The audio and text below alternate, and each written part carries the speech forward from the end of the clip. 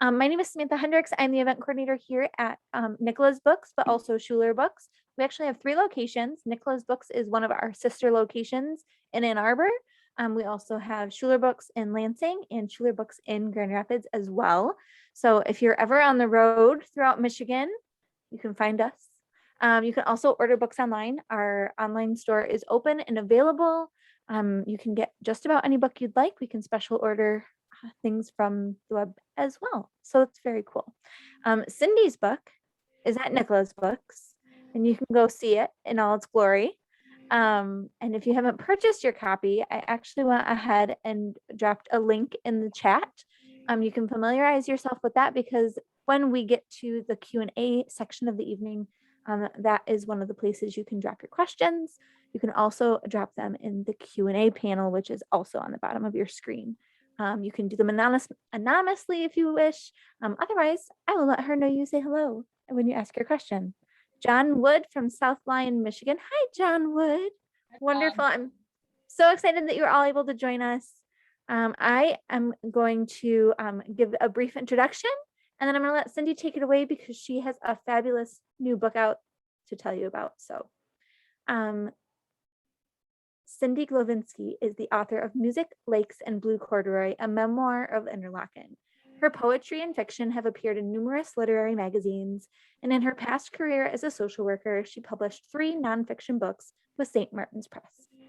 Born in Des Moines, Iowa, she attended the National Music Camp and Interlochen Arts Academy from 1964 to 1966, and has degrees in music, English, and social work from Oberlin College and the University of Michigan.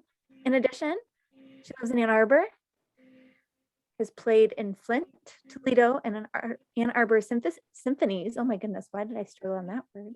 Sung in the University of Michigan Choral Union, attended the Bear River Writers Conference, and returned to Interlochen many times for reunions, concerts, and workshops.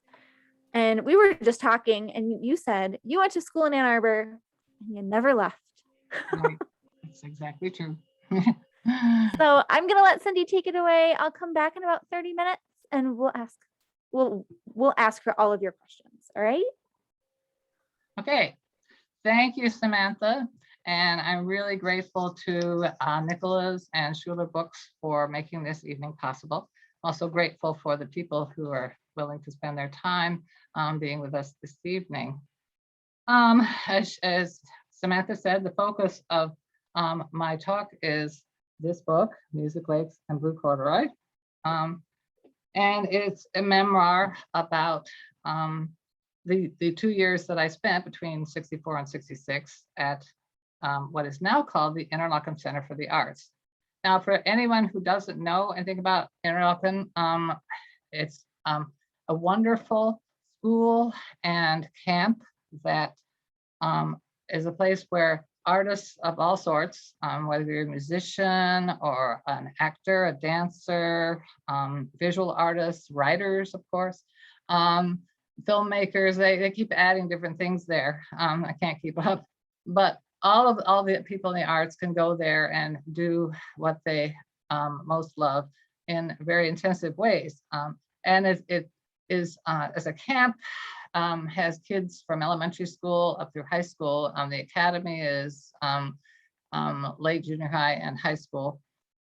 They also have something called the College of Creative Arts, where adults go for week-long workshops and different things. And in fact, one of the workshops I went to was in memoir writing, and it helped me a great deal. It was with a woman named Katie Schultz. So that's what Interlochen is. One thing I want to say is that this book is about what Interlochen was like in the 1960s, which does not make me an expert in Interlochen now. If you want to know what Interlochen is like now, you really need to talk to people who are there now. Or you might also want to go on Interlochen's website. You can Google Interlochen Center for the Arts, or simply go to interlochen.org and get lots of information about that. So this is about a book about what Interlochen used to be like. And I'm going to start off by reading a note to the reader that I have, because I think it's important if I'm going to read from this book that you know this stuff. This says, this memoir covers a period of over 2 years, from June 1964 through August 1966, during which both summer and winter I was a student and camper at what is now called the Interlochen Center for the Arts. It also extends back to my years on the road to Interlochen and forward to my many returns, both mental and physical, to a place around which I have somehow always felt my whole life story revolved. The act of remembering is not the same as constructing a history. There is, to be sure, a historical aspect. But as we all know, memory tends to distort, and in a memoir, one's duty to create a readable narrative may sometimes conflict with one's duty to stick to the facts. For that reason, and because of gaps I need to fill, I can't say that every word in this book is factually true, though I can say that the important things are, and that the story from my unique perspective is emotionally true, which is what I think matters most. Furthermore, as I've allowed Cindy at ages 8, 15, 35, or whatever to tell her story in her own voice, I've sometimes used pre-PC language that I would not think of using in the 21st century and say things I wouldn't dream of saying now. Furthermore, Joseph E. Maddie, Thor Johnson, and other major characters in my story are not presented as I necessarily see them now, nor as my classmates may remember them, but only as Cindy Hausch, the teenager, experienced them, neither as idealized saints nor as historical phenomena, but as sometimes difficult but ultimately lovable human beings. One issue over which I agonized was whether to change people's names. In the end, I compromised and changed the names of most former students, but not those of faculty or staff, as Interlochen with Dr. Maddie or Van Cliburn or Thor Johnson called something else would not feel like the same place my fellow alums and I knew and loved. So I'm going to start off then, just go right into reading the book. I'm not going to read you the whole book, but I am going to read you the first thing in the book, which is called Prelude. And it's called that for a reason. Everybody who's ever been to the camp at Interlochen knows that at the end of the summer, there's a big extravaganza in which the stage is absolutely groaning with orchestra and band and choir members, and there are dancers and even dancers on the roof dancing to a piece by Franz Liszt called Les Preludes. And so that's the notion of a prelude is important. And in fact, there's a quote from Dr. Maddie that he chose that piece because he hoped that an Interlochen summer for campers would be a prelude to a richer and more rewarding life. This is my prelude. The girl is walking towards me along the road, face blurred out like those of anonymous speakers on a TV talk show, the clothes clearly visible, the light blue shirt, the Madras jacket, and the regulation navy blue corduroy knickers, pants that gather and button just below the knees, relics of the 1930s. Zeroing in, I can see the light blue knee socks slipping down the girl's calves, the penny loafers with crushed in arches, and the soft puff of ash blonde hair religiously set on big brush rollers every night and blasted with hairspray every morning. I can see the round Navy Academy badge pinned to one hip and the girl's name and hometown typed in its little window, Cynthia House, Des Moines, Iowa. And I can see what she carries, a blue canvas book bag, a brown canvas covered violin case, and a square black folder of orchestra music. The girl is walking towards me along the road, silently calling me back into herself, back to Interlochen, a camp and school between two lakes in the Michigan woods where dreamers still pinch themselves and wonder if they'll wake up back in Iowa or New Jersey, Finland or Japan, far from this magic land where they can play or sing or dance or act or paint or write to their heart's content. For just a little while, I want to slip back into this girl's skin. I want to see what she sees, hear what she hears, and feel what she feels. Most of all, I want to recapture her belief that she can make absolutely any dream come true if only she works hard enough. I can't do this, of course, not in my 70s with a lifetime of efforts behind me, most of which paid off only in part or not at all. But what I can do is take out a certain old LP, settle it onto a turntable, and set the needle down at just the right spot. Then I can sit back in my wooden rocker with my cat in my lap, close my eyes and listen. And as I sit listening, somewhere between the music and the scratches, I can make out a little girl's voice starting to tell her story. Now, I'm not going to tell you the name of the LP that the little girl is listening to, and that's in chapter 1. But what I am going to do is skip forward to chapter 2, at the beginning of which I come home from school, and I'm bringing home a letter from my teacher, my music teacher, about that's being sent out to parents about music lessons that you can sign up for. Now, this is in the Des Moines, Iowa Public Schools, which had an excellent music program at that time. And one of the things they offered was private lessons with teachers that would be brought into the schools once a week or so. And you would go out of class for half an hour and have your lesson for $1.50 a lesson. So I came home with this and I told my mother I would like to play the violin. And she did some phoning and she called up my Aunt Martha. And my Aunt Martha said, well, I think Judy, who's my cousin, had a violin on her closet shelf that Cindy could use, which turned out to be the case. And Judy very generously was willing to lend me that violin. So this is what happens. And I wanted to read this one part because it tells you what my very first acquaintance was with this musical instrument that would become the focal point of my life. And that, became actually made a huge difference on the path that my whole life would take. The next morning, Aunt Martha shows up in her Oldsmobile 98 with my cousin Judy, who's in 10th grade at Roosevelt High. As they come up the walk, I see that Judy carries a battered brown case under one arm. She sets the case down on the Davenport and opens the lid. It's lined with green felt, on which rests a yellowish violin. Judy shows me how to tighten the bow. Then she puts the violin up under her chin and plays the first part of Twinkle, Twinkle, Little Star. When Judy and Aunt Martha are gone, I carry the violin case into my room and set it down on the floor next to the record player and records, almost all of which I got from Judy and her sister Mary, along with most of my clothes and a whole set of Nancy Drew mysteries. Now I have a violin, but lessons won't start until week after next, after everyone has signed up. For the next few days, I open the case now and then just to remember what the violin looks like. At first, I'm afraid to touch it, but after a few days, I start taking it out and trying different ways of holding it.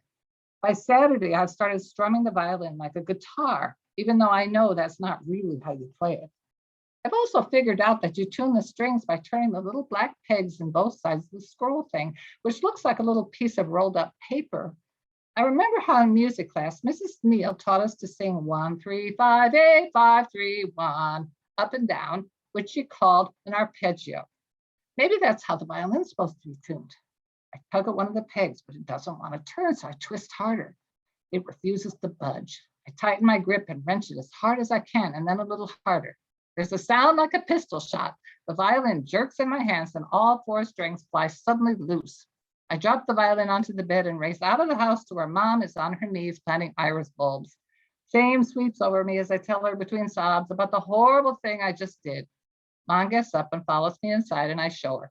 She calls up Judy, who comes over and looks at the violin. The bridge is just broken, Judy says. It was probably cracked already, and my turning the peg just finished it off. It will have to go to the music store to be fixed. It wasn't my fault, Judy says, but I know she's wrong. That if I hadn't tried to turn that peg, the violin would still be sitting in its case as good as new. Remembering that awful pistol shot makes me wish I never got the idea to take violin in the first place, but it's too late to back out. All I can do now is call up my friend Christine and ask if she wants to come over and play Ginny dolls. So that's what I do. So the violin does get repaired, and I start lessons in the Des Moines Public Schools with a teacher named Mr. Shaw, and I studied with him for a couple of years. And then I found my way to a wonderful private teacher named Mary Sexton. Mary Sexton had very well-established connections with Interlochen.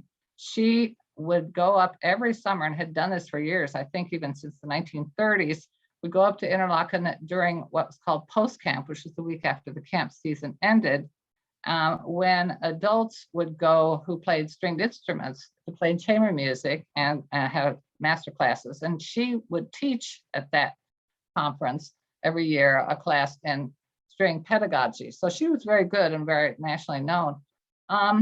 And she also helped a number of her students to get scholarships to go to Interlochen in the summer. And I was one of those students eventually. So the summer after my 10th grade, after I was in 10th grade, then I arrived at Interlochen for my first summer there. And I wanted to start, before telling you about that summer, I wanted to give you a little bit of background about the camp then. At that time, the camp was called the National Music Camp, which was a misnomer because even then it had all sorts of other arts. It did start out with the other arts. It started out as just music. In fact, I think just orchestra actually originally. But by then it had many other arts, but it took them a while to catch the name up to what was actually there. And it was founded in 1928 by Joseph E. Maddie and Thaddeus P. Giddings.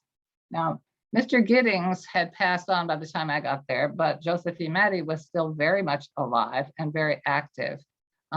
He was conducting still, although his conducting suffered quite a bit from, I think, some disability. I think he may have had something like Parkinson's because he had a lot of tremor, which made it kind of hard to follow his beat. I talk about that in the book. But he was still conducting, and he was also still the main administrator there, making the big decisions, and was really wonderful at fundraising, and in fact had really been quite heroic in getting the funds ready to start the Interlochen Arts Academy, which had been founded 2 years before I got to the camp in 1962. And my first summer at the camp was 1964. So anyways, he did a lot of fundraising. He actually, that during the time when I was there, he got a great big federal grant for a big project, and part of the grant meant that 33 of us got full scholarships for an entire year at both the academy and camp. And I was one of the kids in that project to take some special classes. So he knew what he was doing. He passed away the spring of my senior year in 1966 and was very sorely missed. Joseph Maddie and Thaddeus Giddings in their philosophy in starting Interlochen, I think was influenced by, had two very important concepts that I believe were very much related to things going on in American industry early in the 20th century. And one of the concepts that they really believed in was competition as a way of motivating students. And of course, this was an era where we were, business people and business executives were realizing that if they could get people to compete, workers to compete, they could motivate people that way. And so that was something that was important. Of course, we are also recognizing that different businesses in the same industry, when they were competing, they became more productive than if they sort of had a free ride and knew that they would do okay with, there was no competition. So that was one thing. And that emphasis on competition led to the famous Interlochen Challenge system, which we will be meeting a little later. I'm going to read you part of a chapter that shows what that was about.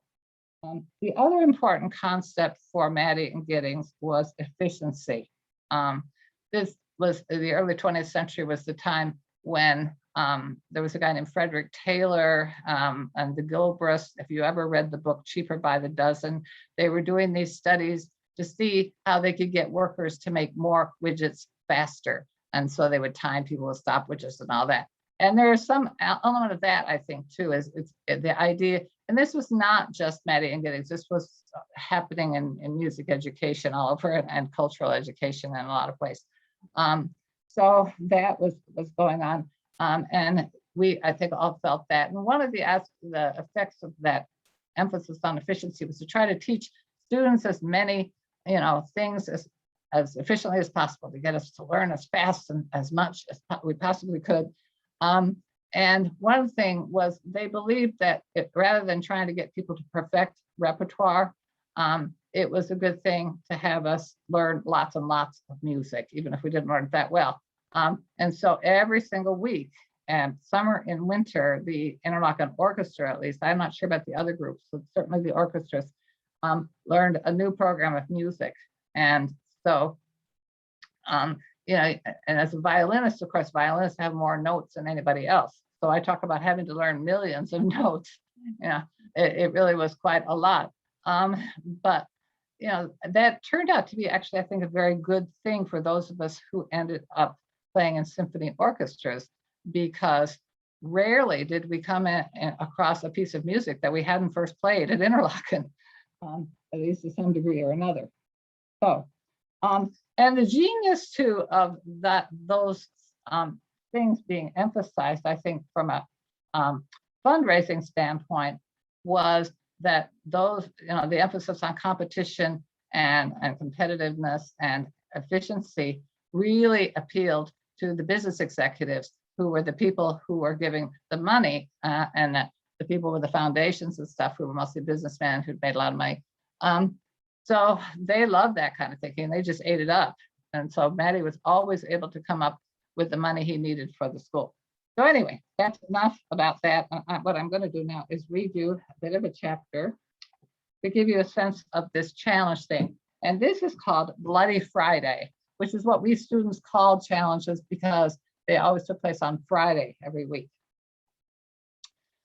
Is there change? Asked Mr. Bundra, the viola teacher. His voice is dead serious, the voice of a judge asking a foreman if the jury has reached a verdict at the end of a murder trial. I don't even have to think about which of the two short performances I just heard is better, Jane's or Evelyn's, on the Dvorak passage that Mr. Bundra chose for the tryouts. Excuse me, too much dinner. To my relief, it's not the hardest passage, and I'm sure I can play it myself when my turn comes. Meanwhile, it's obvious Jane is where she belongs, so I keep my hand in my lap with my eyes shut tight. There is no change, says Mr. Bundra. I open my eyes. The viola teacher is a stocky man with a crew cut who looks more like a wrestling coach than a classical musician, sitting there on his high stool in the basement of the combination gym and auditorium, the Jesse V. Stone building, better known as JVS. Rolled up gym mats line the walls along with kettle drums and extra black music stands. In front of Mr. Bundra, 20 violists are seated in 2 rows of pairs. Yesterday, he conducted our sectional rehearsal, coaching us through all the hardest passages. But now it's Friday, and these are my very first Interlochen challenges. Before they began, Mr. Bundra explained how they'd work. We'd start at the front of the section and work our way back from first to last chairs, then do the same thing in reverse. The front to back part is called tryouts, don't ask me why, and the back to front part is called challenges. The first 2 violists would play, and then we'd all close our eyes and vote about who played the passage better. If you think there should be a change, he said, raise your hand. Then the second and third chairs would play, and so on. Try to listen closely and be as fair as you can, said Mr. Bundra. Do unto others as you would have them do unto you. Now, I sit very still and listen to Evelyn play the same passage again, then Greta. My own turn is coming and my hands are starting to sweat, which makes it hard to concentrate. Neither player sounds much better than the other, and I keep my hands down again. There is no change, says Mr. Bundra. Then Greta and Emily play. Greta's sound is clear, but Emily's is a little rough, and she stumbles in one spot, sending a flash of hope through me. I know I can do better than that, and I'm next. When it's my turn, I set my bow on the strings and start to play. My sound is a little shaky, but no more so than Emily's, and the notes all come out clearer. Whether I win or not, I deserve to, I'm sure. I close my eyes. As I raise my hand to vote for myself, I could hear rustling sounds, a good sign. I open my eyes. There is a change, says Mr. Bundra, and gives me a nod. I try not to smile as Emily and I switch places. She gets to play again before Bert plays, does better this time and stays in 5th chair. As the tryouts go on down the line, the sounds get rougher, weaker, and less in tune until the last person plays. Then suddenly, from the rear of the section, I hear a strong, sure viola sound with all the notes perfectly in tune. I turn around and look. A tall, pale boy with a big yellowish viola is sitting in last chair. I shouldn't be surprised. I've been hearing rumors about this kid all week. His name is Heinrich. He's from Austria, and he didn't get here until Tuesday and missed the auditions. So they just put him at the back of the section.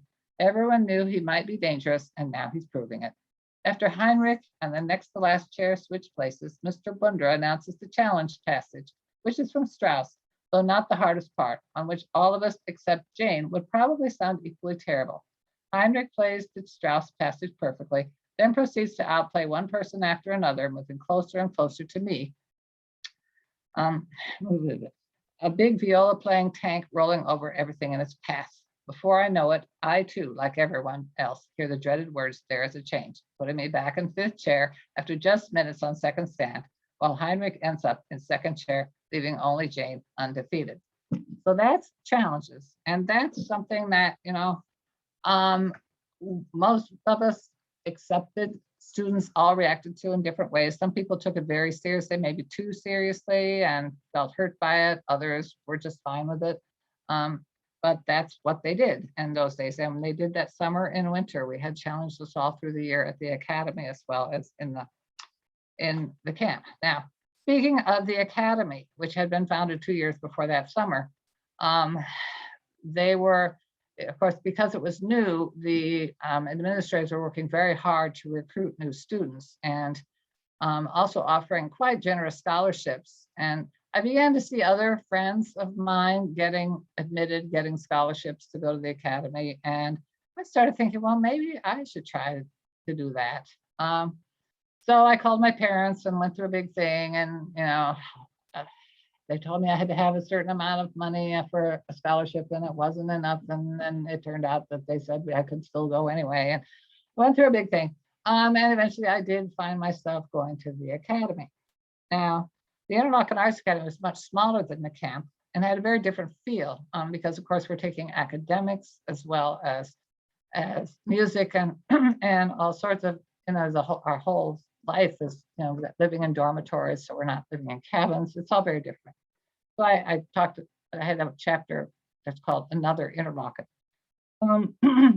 Anyway, at the academy that year, which was 1964, they had just hired a new conductor who I think was probably one of the finest musical artists to ever conduct at Interlochen.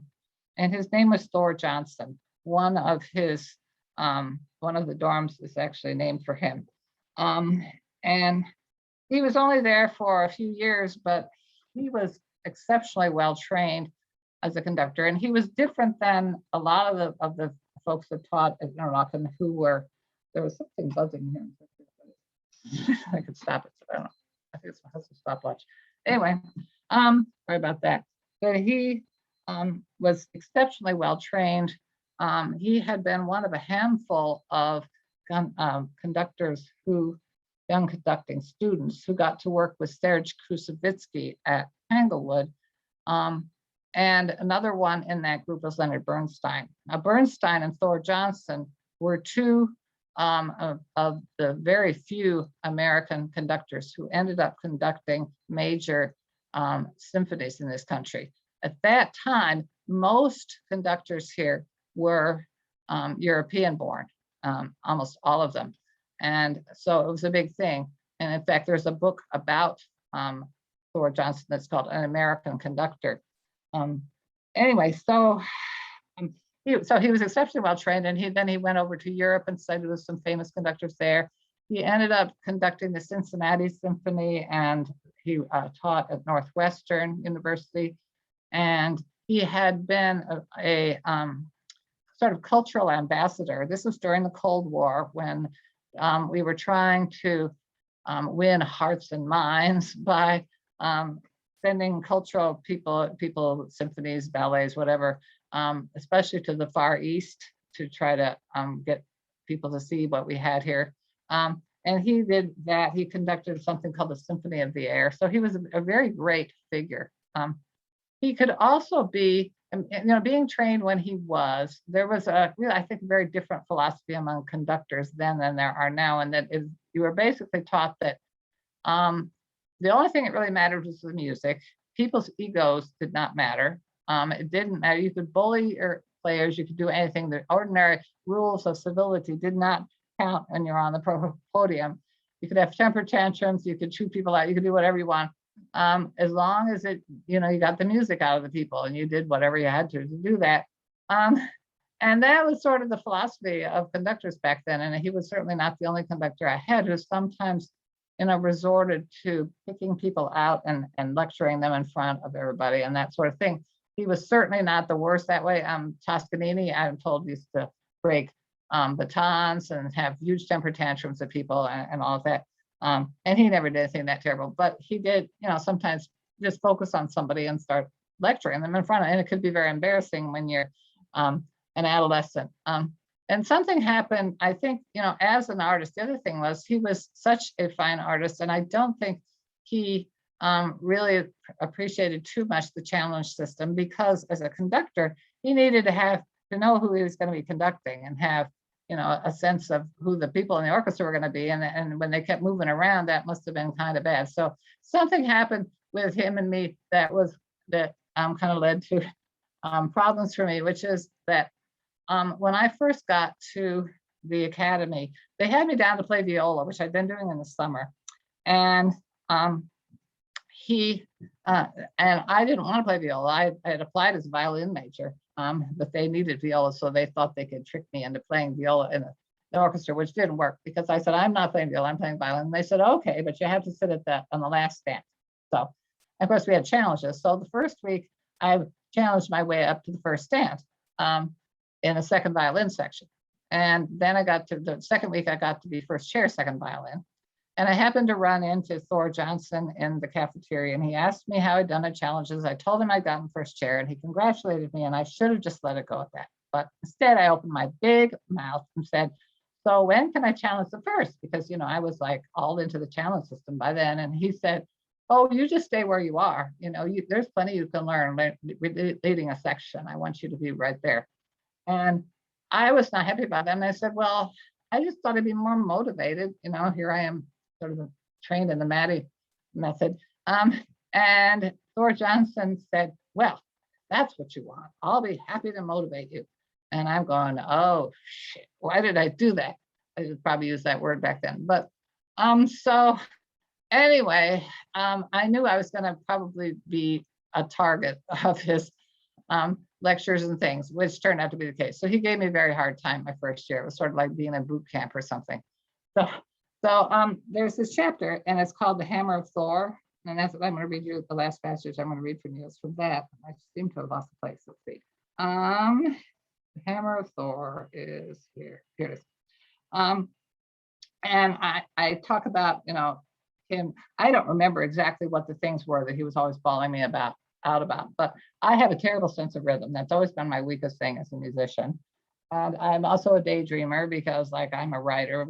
Writers all daydream a lot. So I always had trouble counting measures and then coming in right. That was like one of my challenges. So I have him bawling me out for not coming in, and then we do it again, and I still don't come in right. And I end up, and this is kind of what it leads to. We start again, and this time I start whispering the numbers louder and louder, punching each one with the nod of my head so TJ can see how hard I'm trying. 1, 2, 3, 4, 2, 2, 3, 4.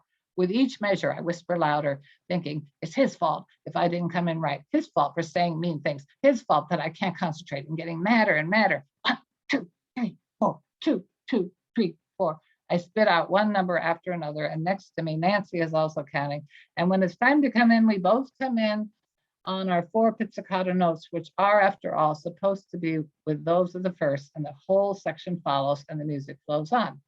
Then something crazy happens. When I hear the whole orchestra playing Tchaikovsky, it's as if a big wheel inside me jars loose, and all my anger changes to pure energy, and all of a sudden I'm playing for everything I'm worth. When it's over, I'll be angry or scared or something else. But right now, I'm just playing and playing at one with the rest of the orchestra, catching the rhythm from Susie, as good a violinist as Susie, as good as anyone in the world, holding my violin high in the air, leading my section and sawing out all the hardest 16th note passages and the soaring Tchaikovsky melodies as TJ's hand sculpts them in the air, a rapturous look on his face, carrying us higher and higher, the whole orchestra at one with the hands and the face and the sweating body, the violins and the clarinets and the cellos and the trombones, all of it coming together so nothing matters with the music, plowing uphill and down, billowing and soaring and folding back in on itself. At the end, TJ stands looking down at us with his arms hanging at his sides for a moment. Sweat is running down his face and his arms and his back, but it doesn't matter anymore how he looks. Nothing matters but the thing that just happened. That's better, people, he says to the whole orchestra, laying his baton down on the stand and folding his arms. That's the way an orchestra ought to sound. Then, as I glance up, one blue eye in TJ's sweaty face fixes on me and winks. So that gives you, I think, some sense of kind of both sides of Thor Johnson and both sides of Interlochen. the fourth part of this book, the first three parts, the first part is called The Road to Interlochen, which is about getting there. And that's the passage I read to you from about the violin. The second part is about my first summer camp. The third part is about the academy. The fourth part is about my reconnecting with Interlochen. After about a 30-year hiatus, I don't know why. I live in Michigan. I've lived in Ann Arbor since I left college, but for some reason I hardly ever went up there until much later. But I ended up reconnecting and then going up there a lot.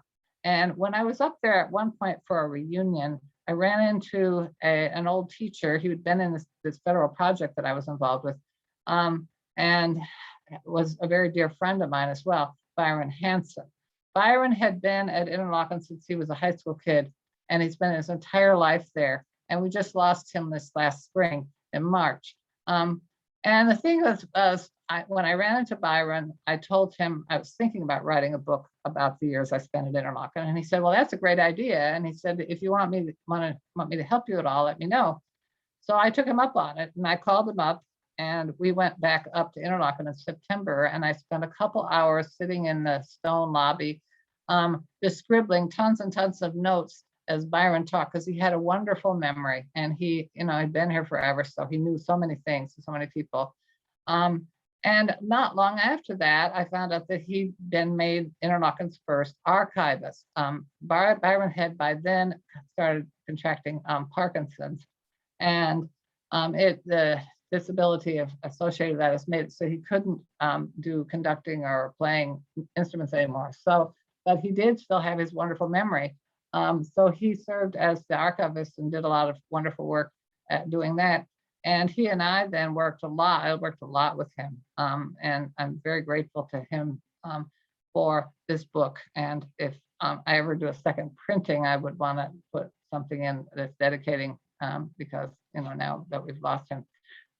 Anyway, to sum up, I'm just about to stop because I see Samantha on the screen again. But to sum up, I would just say that if I were going to sum up this book in one sentence, I would call it a love story.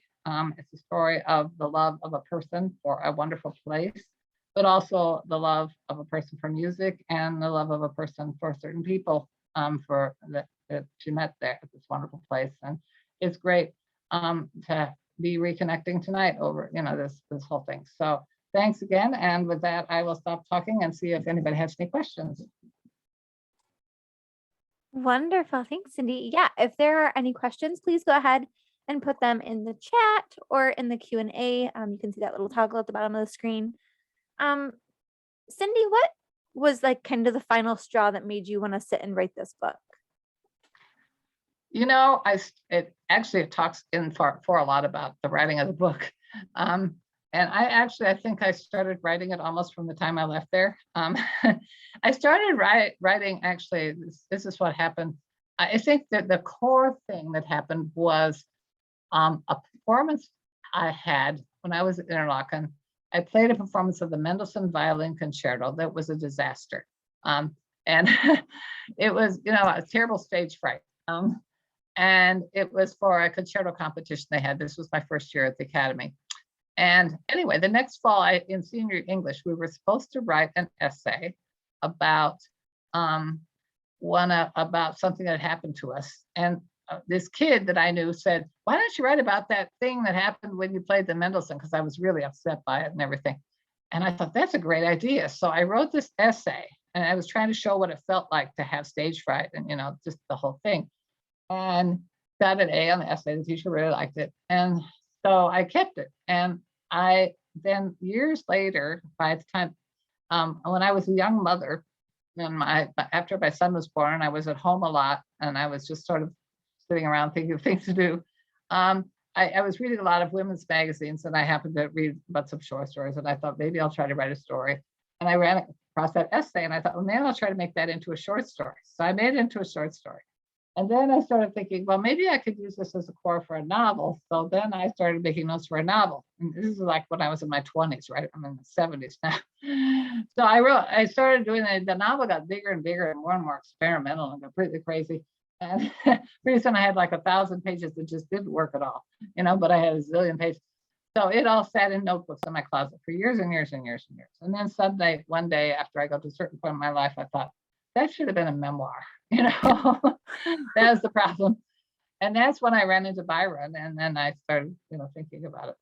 So the long story, how I wrote the book. And what was wonderful about this book was that I got so much help from fellow alums and friends and other, people, staff, faculty at Interlochen, some people who taught there when I was there, and other people. I interviewed people, and of course, Facebook. There's a number of not one, but many very active base groups from over at alums, because once you've been to Interlochen, you want to stay connected to people, and so that was up there. So, That's lovely.